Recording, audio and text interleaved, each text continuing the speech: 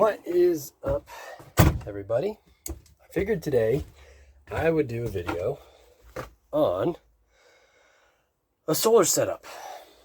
Now, most of you that have a Toyota home or a Toyota motorhome or even just an RV or van probably have heard of solar. Heck, you probably are familiar with solar. If you're not, well, I figured I would show a quick tutorial on the type of solar system that I'm running, and maybe I'll give you some insight on brands to use, what type of solar to use, the battery setups, and your overall kind of usage that you would get out of a solar. So I have a 1984 Toyota Sunrider. You've probably seen some prior videos. If not, well, scroll back, check it out.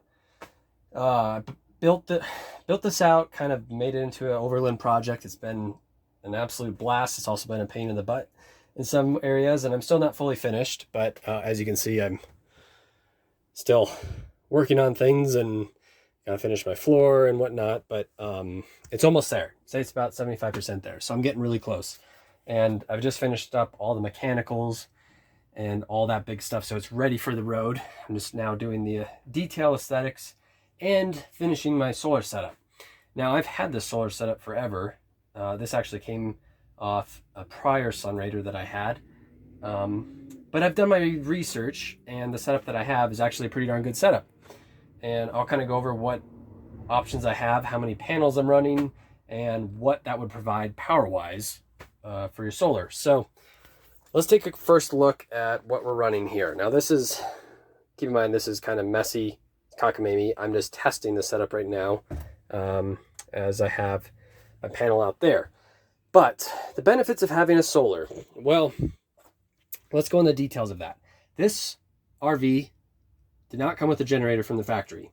1984, no generator. So it was either be plugged in, boondocking, or run off the front cab battery, which it works. I've done all LED conversions and everything, but if I wanted to run, like let's say the furnace, that electric motor, or you wanted to plug your laptop in, anything that has a abnormally high power draw, well, it wouldn't work.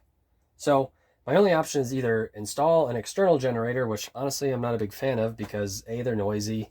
It's one more thing to get stolen off these, and you have sunlight.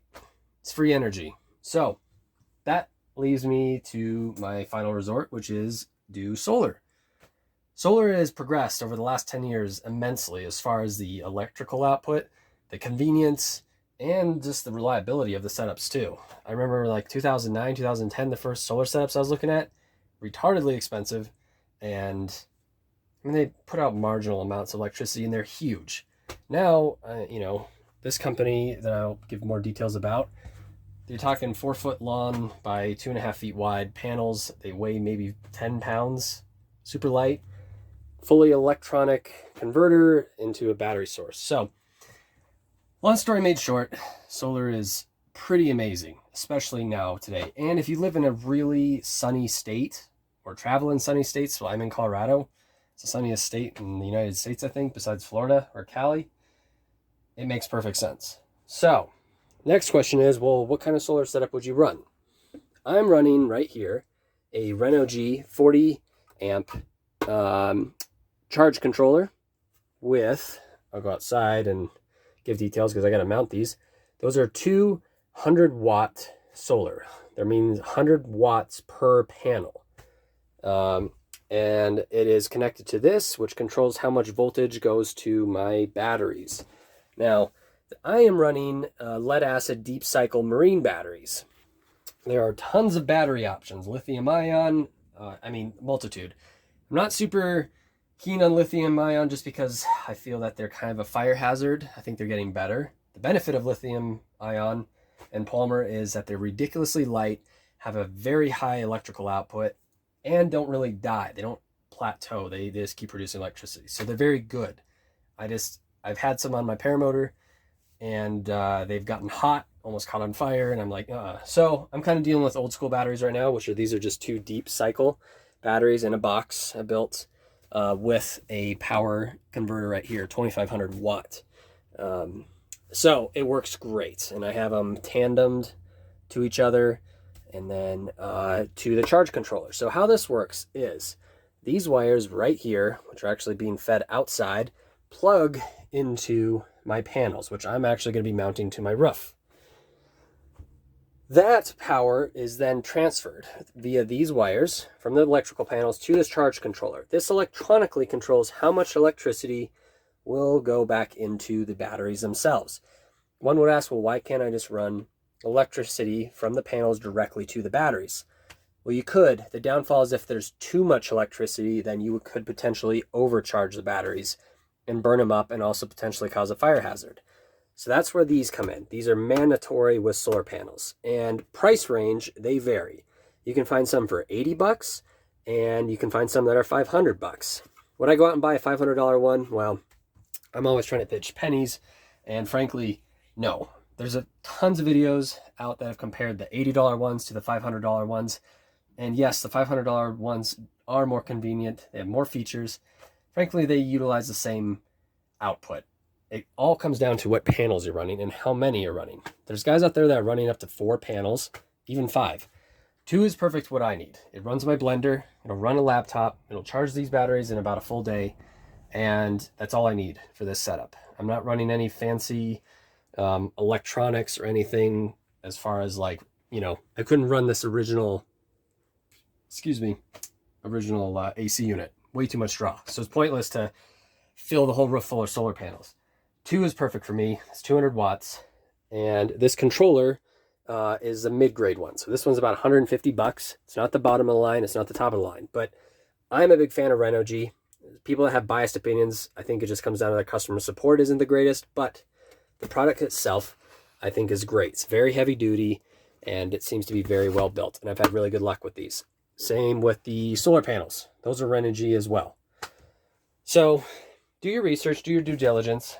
I'm just giving you kind of a quick example and info on what I'm using with my solar panels.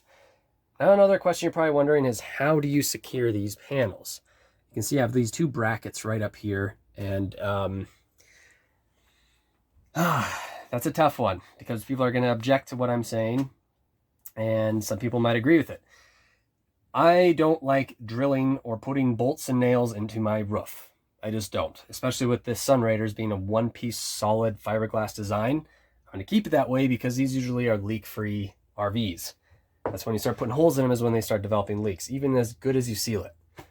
I use the 3M VHB, very high bond tape.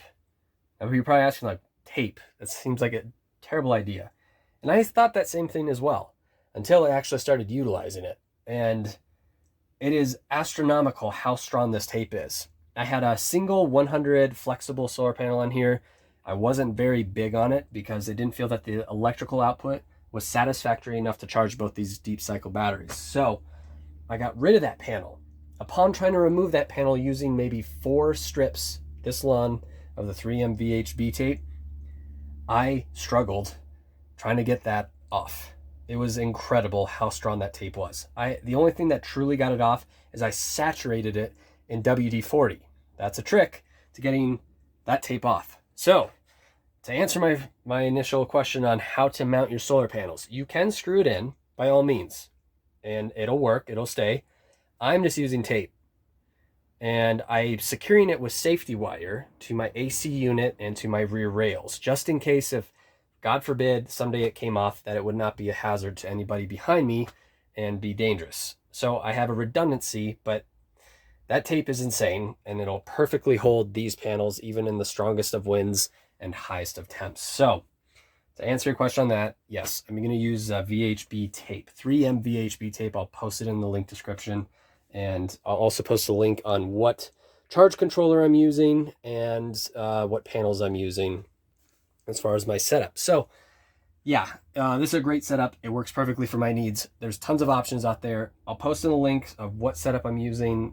This maybe cost me a total of under 400 bucks for everything. That's with everything, complete solar setup. So minus the batteries. Batteries are a little expensive. Those are about 150 bucks each. No, sorry, 100 bucks each. So 200 bucks for batteries, 150 for that controller. And I got a package deal for those for. Okay, so I have just connected everything. I'm doing this as a testing phase to make sure that I'm getting a positive charge. Keep in mind it's somewhat cloudy out today. Solar panels are connected and routed up onto the roof. And I'll be dang, it is showing that I am getting a charge. Now these batteries are somewhat drained. And yep, those dang solar panels are making power even in shade and cloud overcast. So that explains it. It's working. I'm gonna let it sit a full day tomorrow in the sun. It's supposed to be sunny tomorrow, and see if I get a charge, because if it is, well, this setup's working great again. So yeah. So essentially, yeah, it's maybe $500 in the hole for this whole setup, and you're talking free electricity that charges your batteries all day, and then at night you can run your laptop. I'm running a 2500 watt inverter, and I'm actually using it. This is my circuit breaker. I plug my circuit breaker, which normally go to boondocking, right into my actual inverter right there. So pretty simple setup, and it's, I'd say the only inconvenience I have is I just have to take my seat cushion out when I'm wanting to use the inverter. If I'm just wanting to use normal, lights, this is running off my cab battery up front. When I want to use actual power outlets, my power outlets are somewhere around here. Yeah, so long story short, I have this for when I need higher power output to power things, such as laptops, blenders, you name it. So there you go. That's my setup. And if you got any questions, you're curious about anything, post up in those comment section.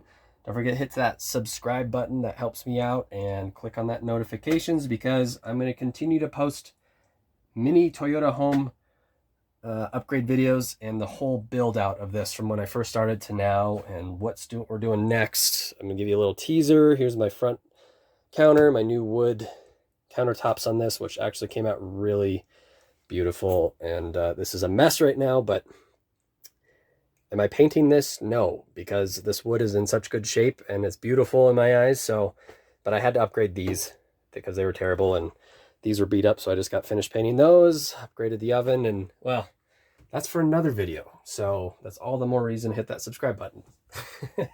Thanks for watching, guys, and I hope this helped.